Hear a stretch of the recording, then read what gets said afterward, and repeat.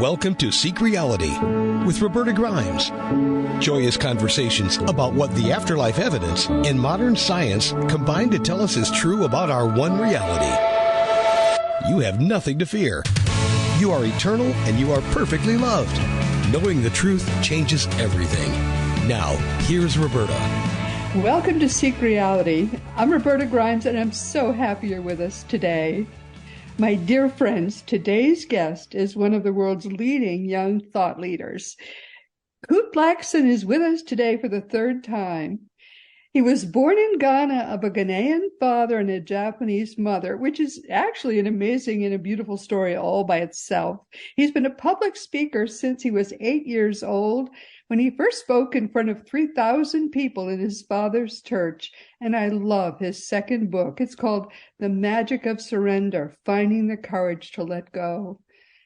Kute Blackson received the 2019 Walden Award in the New Thought Wisdom category that the Unity Organization awards once a year to recognize socially conscious leaders who are making the world a better place.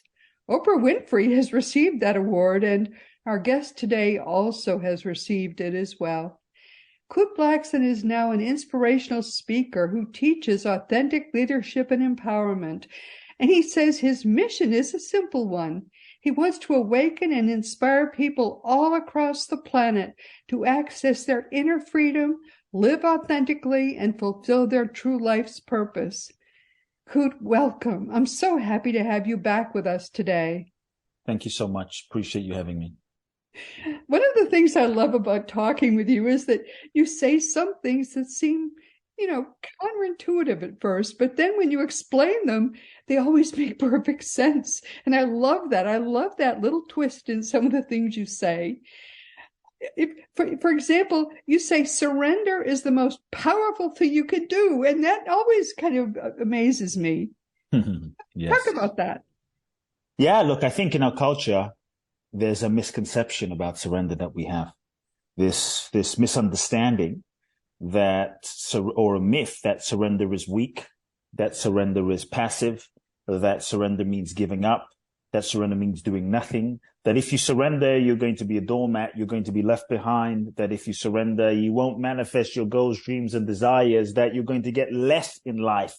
And I'm actually saying, no, if you really understand the real essence and the real meaning of true surrender, what if you didn't get less, but you got more? And so, yes, to me, surrender is the most powerful thing that we can do if we want to live a life of true abundance and unlimitedness and possibilities, because so often we don't realize that we are, as human beings, we are creating and deciding and choosing goals, dreams, and desires, often from the level of the mind which is conditioned by past experiences, pains, hurts, trauma, childhood. And now we project that into the future, deciding what we want to do and what we want to achieve and what our dreams and goals are. But often we sometimes manifest goals, dreams, and desires only to realize that what we thought we wanted is not what we really wanted. It's just what we thought we wanted based on who we thought we were. And what we were prior to maybe waking up and questioning and healing we're conditioned. And so living a life from the standpoint of the ego or the mind or just the limitation of the personality and pure willpower, yes, you can create that way, but it will often be limiting in some way. It can lead to a good life, but I believe that it doesn't lead to a miraculous life, a great life. Like if you look at Gandhi, and if you look at the amazing folks, Gandhi, Jesus, Buddha, Mother Teresa, Mandela, Bob Marley, Muhammad Ali, Bruce Lee, Martin Luther King, at some point, for those that might think that surrender is weak and passive, at some point, these very powerful individuals, they have to surrender themselves. They surrendered themselves to life, to the divine, to the universe, to the infinite intelligence, to their soul, to that deeper truth that was seeking to express through them. They surrendered themselves. And in that surrender, they were able to transcend their human limitations and get themselves out of the way. And that's when life manifested through them. That's when life expressed through them. That's when life use them, and perhaps move them in directions that they were not even able to imagine for themselves. And that's why I say surrender is the most powerful thing that we can do, because we start to transcend ourselves and we become open to infinite possibilities, not just the possibilities that we're able to conceive with the limitation or from the limitation of our minds. And so the old paradigm is really about, and if you look at many self-help books and spiritual books, all of which I love, and there's certain developmental levels that we all go through as human beings, but many of them are very focused on, what do you want? Get clear on what you want. Know what you want. Write it down. Yes, but we don't necessarily ask, right? Well, who is the I that is wanting, and why do we want what we want? And so to me, when we're truly living this idea of surrender, it's not about what do I want, the limited I that is the ego structure that is conditioned from the past. Whatever you create from ego is still limited to the prior experience. When you create from the dimension of the idea of surrender, you are asking a different question. And that question becomes, what is it that life is seeking to express through me?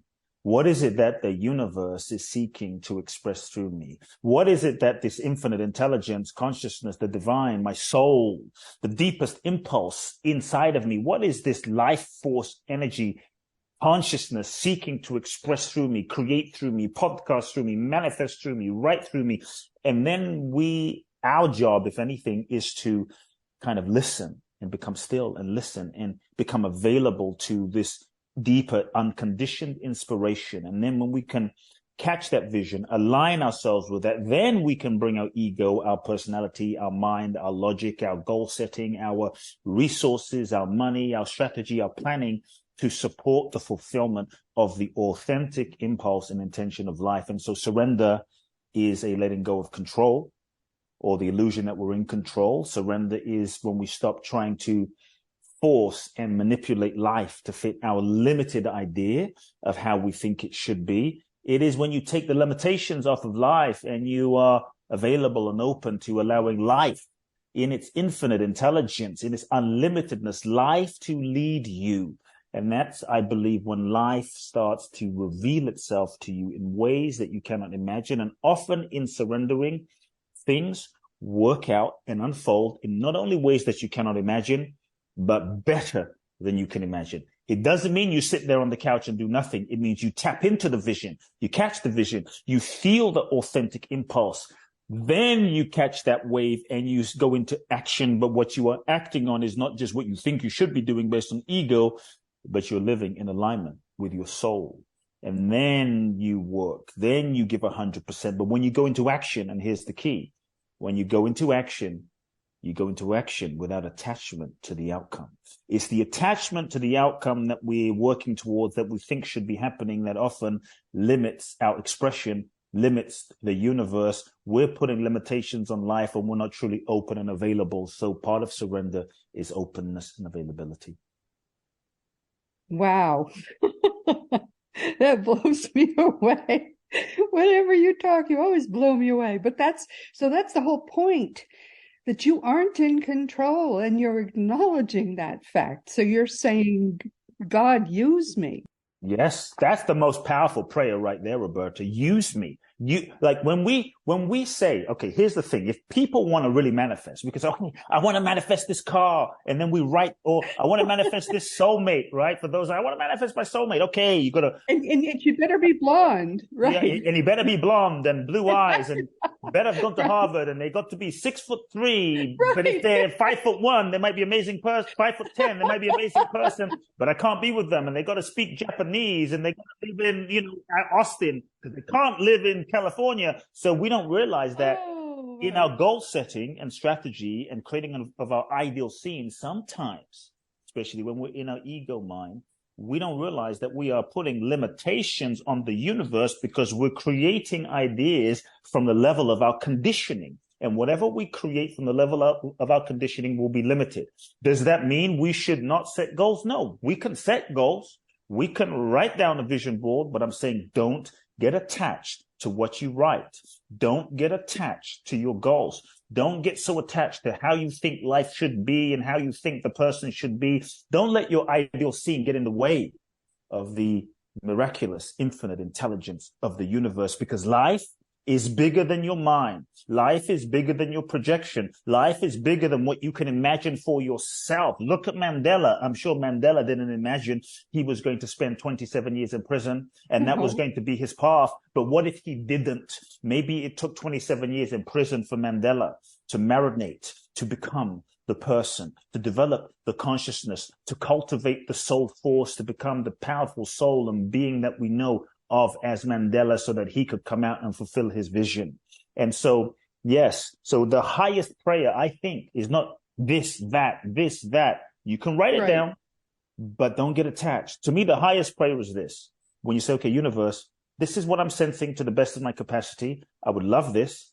And I would say, if you're going to, set goals, focus on the feeling that you want to experience, let's say, in a relationship. I want to feel this, I want to feel love and joy and bliss and ecstasy and, respect and supported. Don't just focus on blonde, brunette, height, location. Focus on the feeling that you want to feel without limiting the details, because life is bigger than your capacity to imagine. Then always say, universe, I would love this, or something better.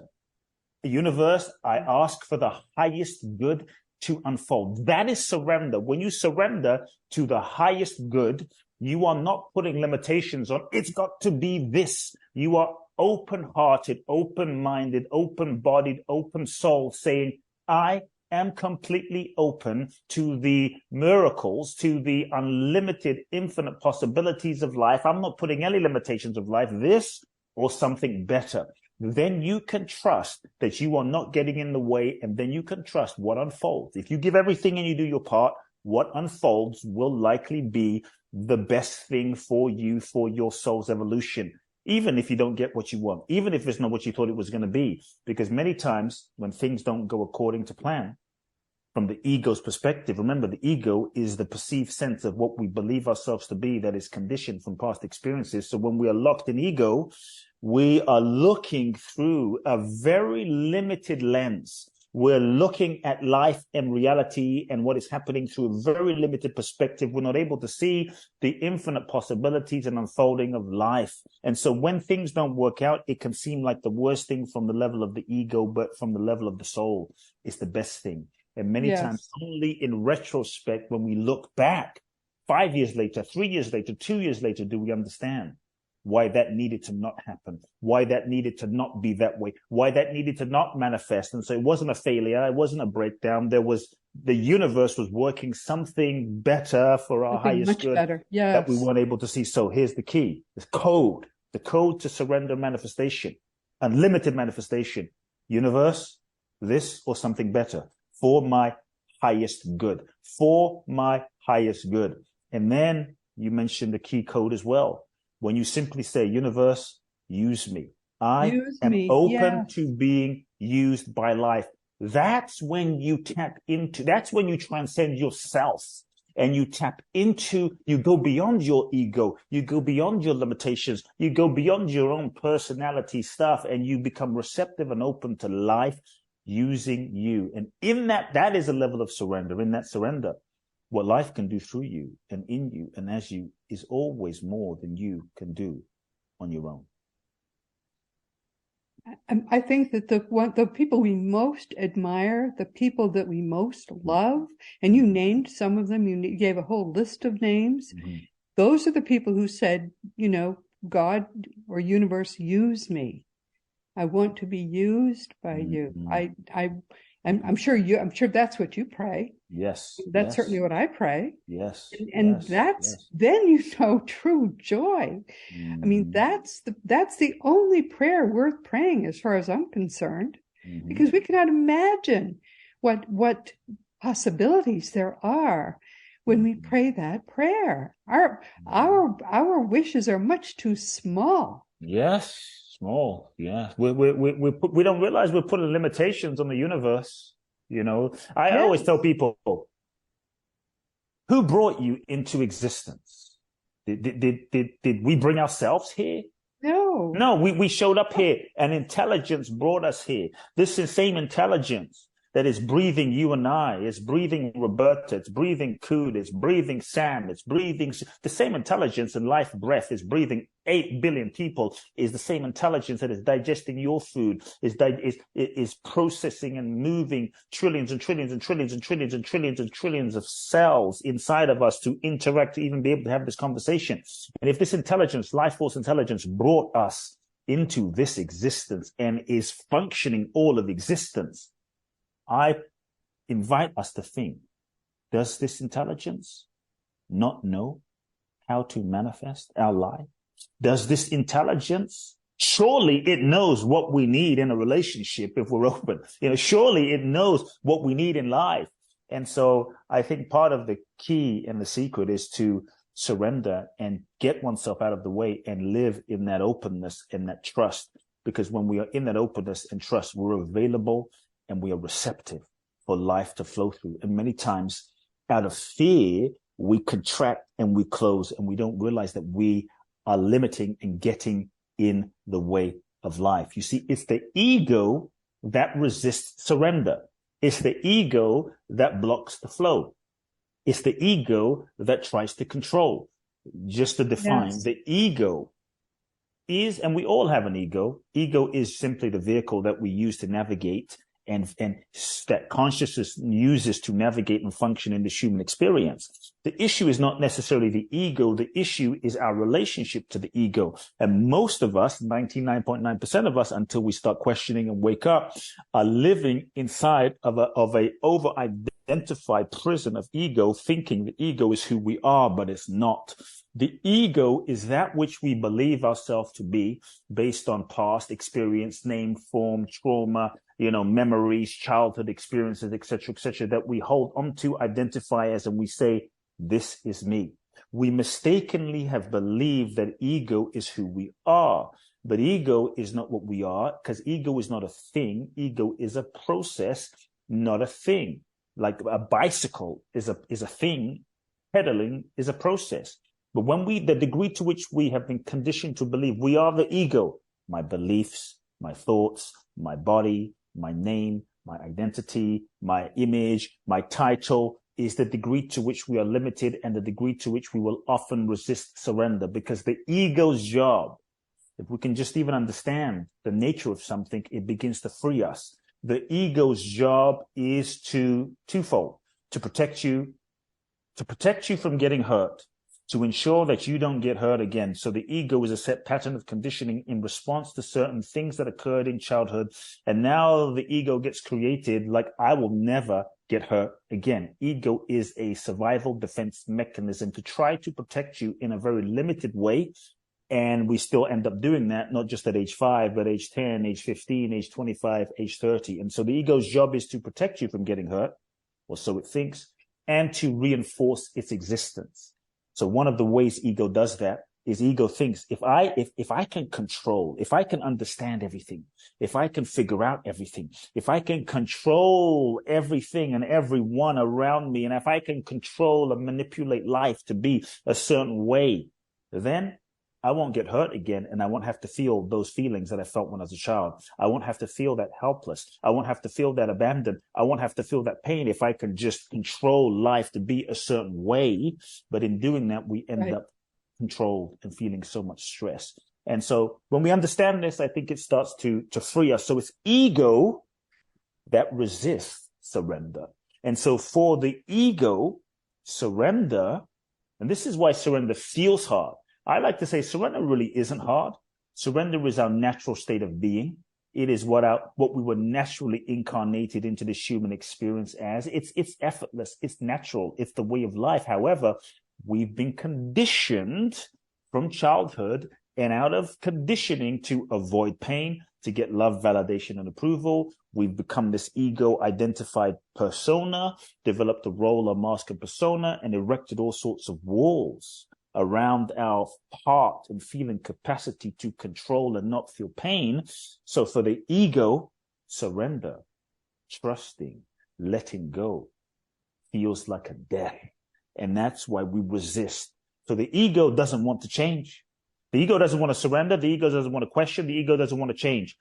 The ego wants everyone else to change, but it doesn't want to change. But when we can realize, I'm not the ego is a set pattern of conditioned ideas, beliefs, responses. It's not what I am. What I am is an infinite consciousness, an infinite beingness beyond birth, beyond death. And the more we can step back and sort of unravel the layers of conditioning based on believing we are this ego structure, the freer we get. Then we become more free to question our belief systems, our identities, and let those go so that we can tap into the innate freedom of being, the innate nature, the true essence of what we are. A child is fully surrendered. A child will jump on a table and sing and shout and pee and cry, doesn't care. It will run naked through the living room. It doesn't care. Hey, do I have some cellulite? A child is just being so free because they weren't so egoic. They weren't so identified. They live in that openness of curiosity and availability. They're not living in ego. So we were all in touch with that once. Surrender is natural. It is our true nature. We've just been conditioned. And so if we can recognize that, we don't have to, here's the thing, we don't have to force ourselves to surrender. Like, surrender now, because ego resists. It's a self-protective mechanism. The resistance has a positive intention. It's just survival. We have to learn to understand we are not those patterns. We are not the ego. We are not those reactions. And we have to learn to just start meeting the ego, what we previously believed of as me, to start meeting it with love and compassion. And then the fear, and then the ego, and then the reactivity, and then those patterns can begin to relax and let go, and surrender begins blossoming, because surrender is our natural state. Surrender is our natural state. That's a big statement. Really? Really? Yes. Is that true? Yes, it's our natural state. Look at a child. Child is surrendered. Well, that's a very good point. I never thought of it that way. A child is surrendered. They're just being. We incarnate into the human experience. We're surrendered. We walk up to people, we hug them, we'll run naked down the street or on the lawn until our dad or mom says, oh, that's not okay. We will sing at the top of our lungs. We're just surrendered. We'll cry when we feel like. We're totally in the moment. We're not pre-framing, projecting into the future. Oh, Roberta comes over and I'm like 6 months old and she's a bad person. She's a good person. We just giggle and give Roberta a big hug. Like, we're just being surrendered until we start getting conditioned. So surrender was our it's a natural state of being. We just got conditioned out of it, and so it's true. To me, I guess it's really true. Yes, that's the freedom. That's the freedom of being. Surrender is hardwired even into the physiology. Look at this. You breathe in, everyone, and you breathe out. I don't care if you're the greatest breath expert, Wim Hof on the planet, right? Nobody just breathes in, breathes in, breathes in. At some point, you got to breathe out. Not even the Buddha can just breathe it. Life is reminding us that the nature of existence is surrender. It's in your body. You breathe in and you exhale, surrender, let go, breathe out. It's like a daily meditation reminder of the nature of existence. Breathe in, breathe out, surrender. Life is the process of surrender, whether we like it or not. You don't even have to believe in any of it. You don't have to be spiritual. Life is the process of surrender. Why? We're born, we begin to age. At some point, 20, 30, 40, 50, 60, 70, 80, 90, the body changes. Our hair turns white. We start getting wrinkles.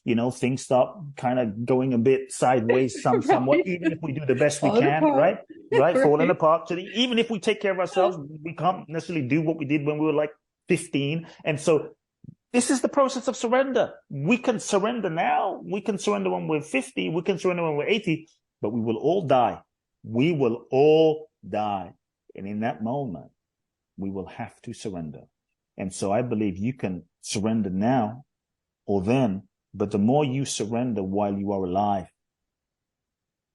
surrender and let go, surrender and allow, surrender to that which is living everything, to your soul, then I believe the more you will truly be alive. And those that might believe, well, you can't live that way. So no. Okay. Let's take this conversation, Roberta, out of spiritual context. Because some people might say, surrender, it's for those holy ones. It's for Eckhart Tolle and Kute and Deepak, and it's for Roberta. It's not for me. I'm just living life. Or folks that may have zero interest in spirituality. I will prove in this moment right now why I'm so passionate about surrender and why I believe that surrender is the key to life. Are you ready, folks? Here's the deal. I don't care if you're not spiritual. You can forward this podcast with Roberta to the most unspiritual person, and they will have to agree that surrender is the key to bliss and happiness. Everyone right now, think about your most blissful sexual experience. Your most blissful sexual orgasmic experience. Now, we've all had those moments of rapture with our lover, with our husband, wife, loved one. We've all had those blissful moments. I'm sure a few of us have had not so blissful moments, but if you imagine your most blissful moment of just like you were there with your lover, kissing and loving and loving and loving, and you were kind of merging into one, and the orgasmic ecstasy. Just everyone, just imagine the conversation.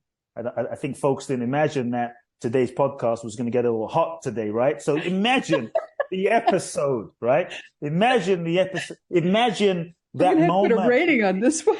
You're going to get a real, boost on this episode, Roberta. So everyone, imagine your most blissful sexual.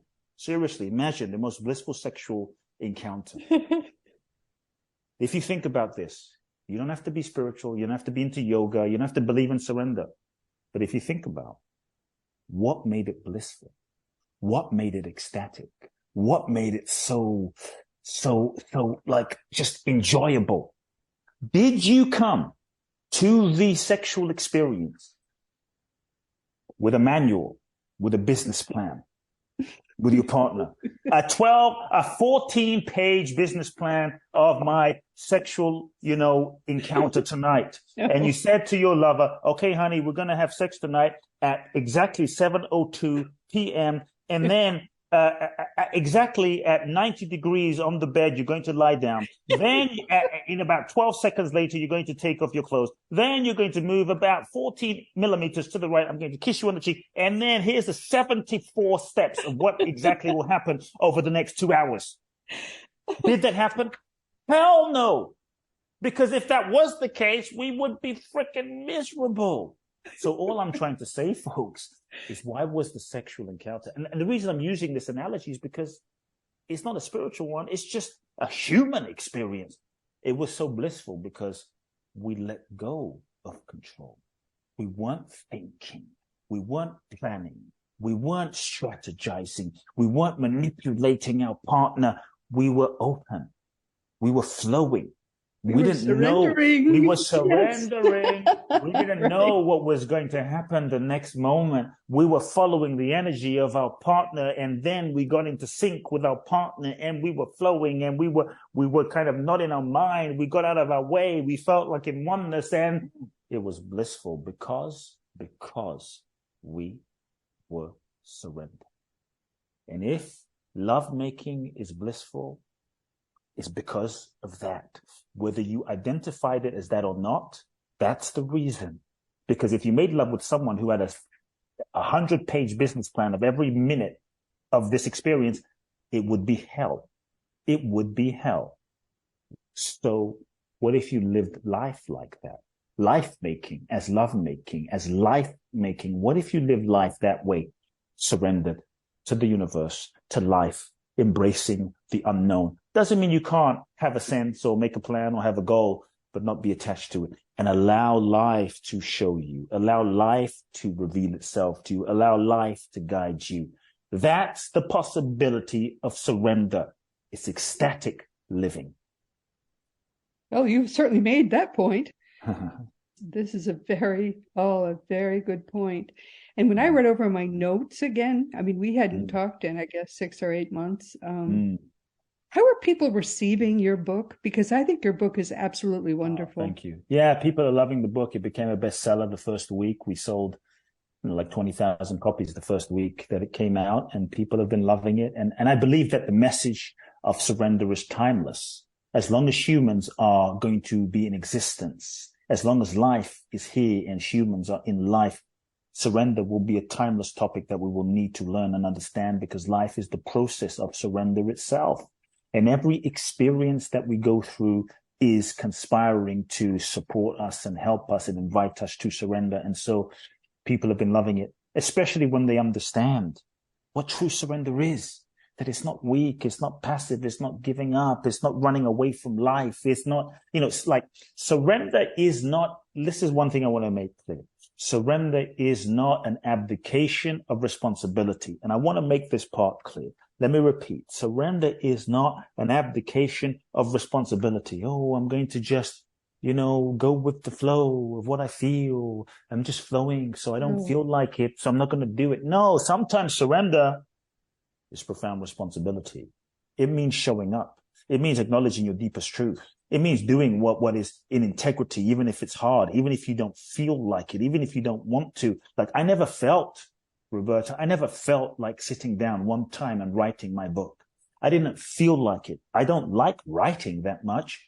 But if I just followed the flow, then I would never have sat down. I would have been outdoors, running around, enjoying myself, going for hikes, taking vacations. Surrender requires a discipline. Surrender is a willingness to surrender and commit to the deeper commitment that you have beyond the current mood of the moment. So when people say, I'm just going to surrender to the flow, do whatever I want, that's called laziness. I'm just going to surrender the flow and, eat the third tub of Haagen-Dazs. That's lack of discipline. I'm just going to surrender and just smoke pot all day. That's not surrender to the flow.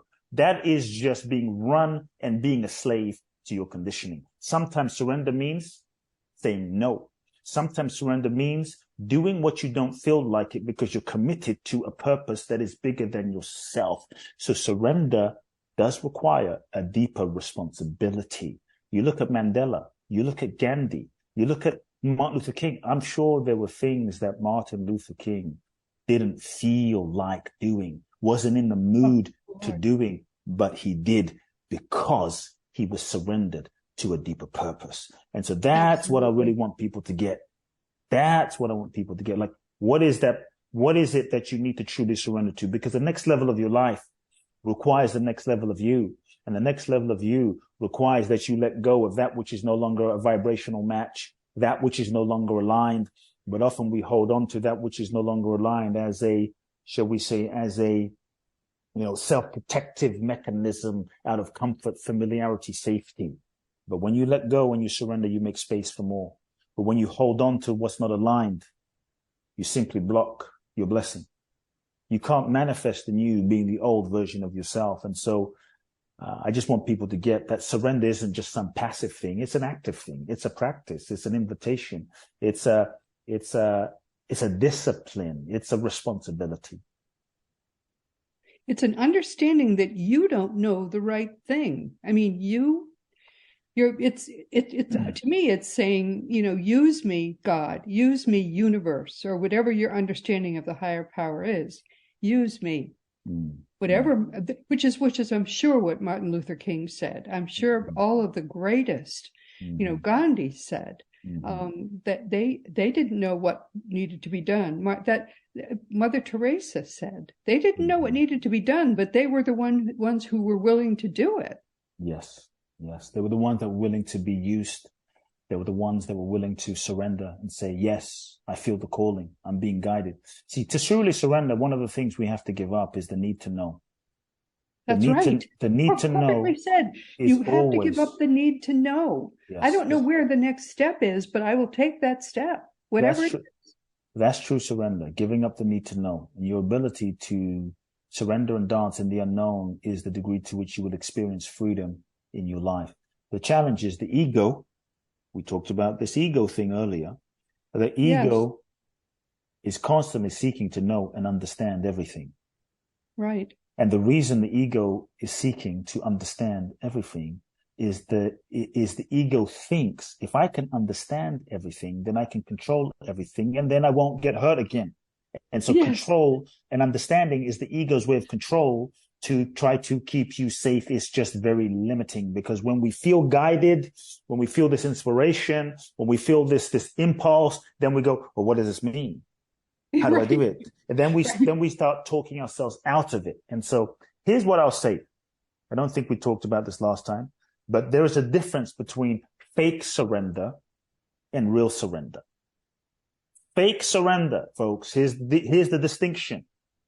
Sometimes we think we're really surrendering, but we're not. It's fake surrender. When we say, okay, I know I need to go here. I know I need to do this. I know I need to end this relationship, but you got to let it go in order for it to come back to you. So I'll let it go. So then when we surrender, in quotation marks, and we let go, we're letting go with attachment. We're letting go with a condition. If I let this go, he'll come back to me. If I let this go, I'll get the outcome. We're letting go with a condition. And so we're still projecting into the future an idea based on ego, identity, and who we are today. Still limited. True surrender is when you say, I feel this calling. I feel this impulse. I feel this guidance. I feel it. It's undeniable. I don't know why. I don't need to understand why. And I don't know where it's going to lead me. I'm not going to project into the future as to where I think it will take me. I'm not going to project, because whatever we project into the future as an outcome is still being projected from the conditioned ego mind today. And so now when we project into the future an outcome that we think is going to happen, it is still going to be limited to our ego personality in some way. But when we say, I feel surrender, this is the direction, I'm going to live in the openness and the unknown possibility, I'm not going to project in the future. Now we are truly open without putting limitations on the manifestation that can happen. And now the manifestation that can happen is not limited to any projection of our ego consciousness, our ego awareness. That's true surrender. So it will sound like I'm guided to go here. I'm guided to do this. And I have no idea what will happen. I have no idea what will happen. Now you are in the zone of infinite possibilities and miracles. That's where the magic is. So what I will encourage people is, if you go through life, many times on the journey of life, things won't go according to plan. Things may not work out. Resist the temptation to make up a meaning about what that means. Oh, it means this. Oh, it means they don't like me. Oh, it means God doesn't love me. Oh, it means this is my karma. Oh, so when something happens, resist projecting a meaning onto it, because the meaning we tend to project onto something is still being generated by the ego, and the ego is conditioned, and now we're limiting life. So when something happens or doesn't happen, be willing to not know what something means. That doesn't mean be passive. It just means be willing to step back, breathe, relax, open your heart, open your body, and stay open. And here's the key quality. Cultivate curiosity. Curiosity is a key quality of surrender. What could this mean? What could this mean? What more amazing thing is seeking to happen? What is the universe seeking to unfold? How is the universe working from highest growth? And get curious without this is what it means. The reason we are so quick to project the meaning interpretation onto experience is the ego is looking for a constant sense of certainty as a way to reinforce itself. This is what this is. This is what this is. This is what this isn't. It's survival. So when you can stand or sit in the openness of, I don't know what this means, but I'm open and I'm available to finding out, then the intelligence of life can arise. Then the intelligence of life can reveal itself and show itself to you, not from your mind, but from the very source of existence itself. Wow, so powerfully said. This is a truly wonderful book, and it's just out now in paperback, right? Yes, it's come out some months ago on paperback, available on Amazon. Yes. And I really recommend it. I mean, I think it sort of inspires you to go right out there and and surrender. Just Yes. surrender your life. So many people will ask me how they can serve. And if you want to know how to serve, go out there and surrender and say, Yes. I want to serve. I mean, you may be surprised what you find, there is something calling. If you're trying to serve, then there's something calling to you, and let yourself be used. Yes. I mean, that's all I ever did. I just said, hey, God, here I am. And I did that, 2009? How that's 15 years ago? You never know. Yeah, many of us, we have this, I want to serve. I want to live my purpose. I want to make a difference. How can I serve? How can I serve? The challenges we sometimes have, again, when we, in our conditioned ego mind, we have so many ideas about how we think we should be serving. And those ideas about how we think we should be serving get in the way of us serving now. That's right. Perfectly said. You keep saying these one-liners I want to write down. I think I should be doing this to serve. No, I think I should be writing a book. I think I should be a podcast. I think I should be a guest. And maybe the way you're meant to serve is just like, be a good person. Maybe the way you're meant to serve is I tell people, if you really want to serve, just simply stop waiting for anything to be different and simply respond to the need in the moment. No, but I got to do this big thing and save the whales and save 4 million children. But you haven't even helped one child in your town. But you didn't even help that, I give an example. Many years ago, Roberta, when I was 20 years ago or so, when I was completely broke, had no money, I had all of this vision to serve. I wanted to serve millions of people. I wanted to inspire people, Roberta. I'd wake up every day with a burning, burning fire in my soul, like a soul heartburn. I want to serve. I want to serve. And I had no money. So I'd sit on the park bench off of Beverly and Fairfax in Los Angeles, for those that know LA, by a place called Airwarm. There was a park there. And I would sit there like, God, please use me. God, use me. How can I serve? For hours, just praying in agony, like, how can I serve? I want to be in service. Serve. I want to serve. I want to serve at bigger levels. And when I opened my eyes out of this sort of agonizing prayer, I looked over and I saw that there was this elderly woman. She must have been like, I don't know, almost 90 years old, tiny little woman, Russian Jewish woman. She would be walking to the market every day. Every day I saw her for 3 months. Here I am praying, God, how can I serve? And she would be struggling and falling down, tripping over herself, trying to carry groceries. But God, how can I serve? And one day I just heard this voice like, Kute, you are full of yourself. Kute, you are full of it. You're sitting around asking how you can serve when right in front of you is an opportunity to be of service to this elderly, beautiful human. And here you are sitting here. How can I be of service when the opportunity is right there in front of you and you're not seizing it? And I really understood, how can I serve 10 when I'm not serving 1? How can I serve 100 when I'm not serving 10? How do I serve 1,000 when I'm not serving 100? How can I serve 1,000,000 when I'm not serving 100,000? So if you want to serve, serve. Don't wait for life to be any other way. Start where you are with what you have, exactly as you are. Surrender to this moment now and just show up and be of service. It may not be how you want it to be. It may not be how you think it should be. It doesn't matter. You're being of service. And when you are of service, when you're truly showing up, responding to the need, being of service, you're going to grow. You're going to develop. You're going to bring yourself into the flow. You're going to grow and expand and evolve. And when you grow, expand, and evolve, you're going to develop the spiritual, mental, emotional, psychological muscle. And as you develop that muscle to lift 5 pounds of a dumbbell of service, then you're able to lift 10 pounds. Then you're able to lift 30 pounds. Then you're able to lift 50 pounds. But many of us, we want to lift 100 pounds, but we haven't lifted 10. So start where you are with what you have. If you want to serve now. Oh, that's so beautifully said. I'm so sorry we've come to the end of our time, but we're going to have Kute back again, because every time he comes and talks with us, he says something even more magnificent Thank you so much for being with us today, Kute. I so enjoyed talking with you. Thank you so much. I'd love to share my website with folks if that's okay. Yes, kuteblackson.com. But anything else you'd like to share? Yes, I would love to. Yeah, definitely, folks, get the book, The Magic of Surrender, on paperback. As Roberta said, my website, kuteblackson.com.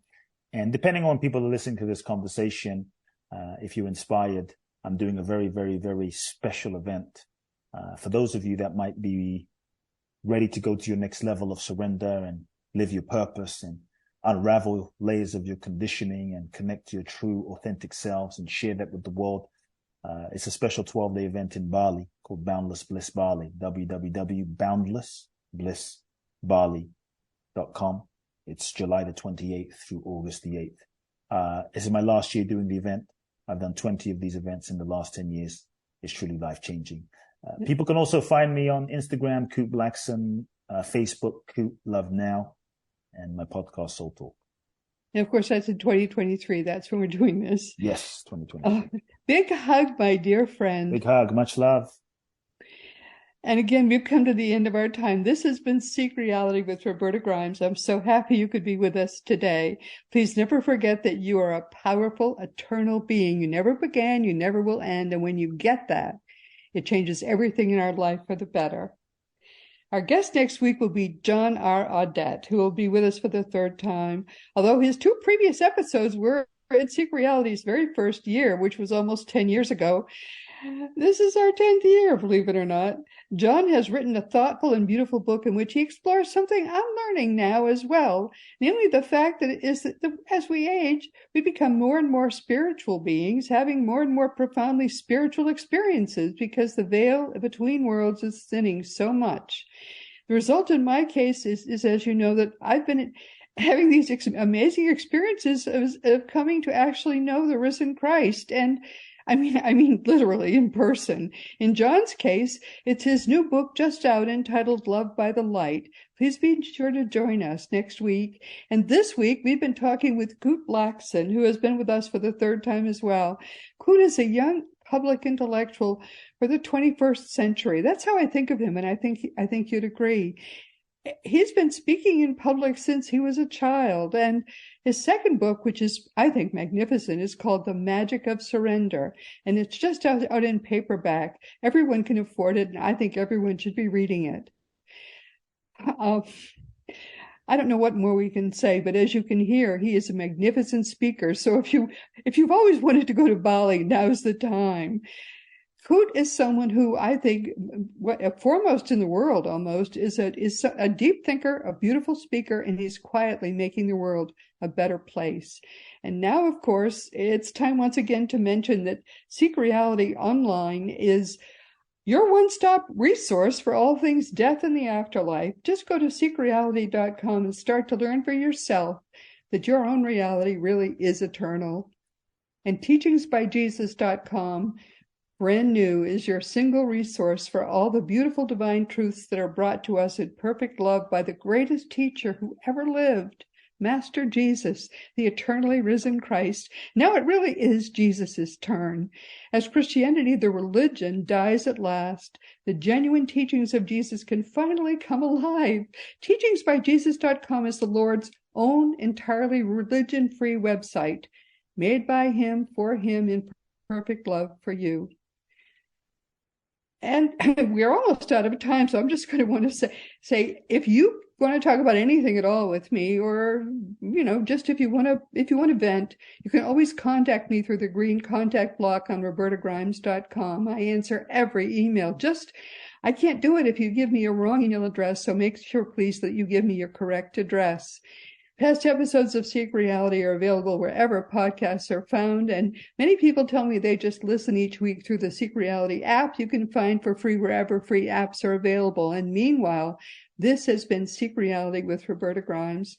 Please enjoy and make the most of this coming week in our one reality, always knowing that you are a powerful, eternal being, and you in particular in this entire universe You are infinitely loved. You've been listening to Seek Reality with Roberta Grimes.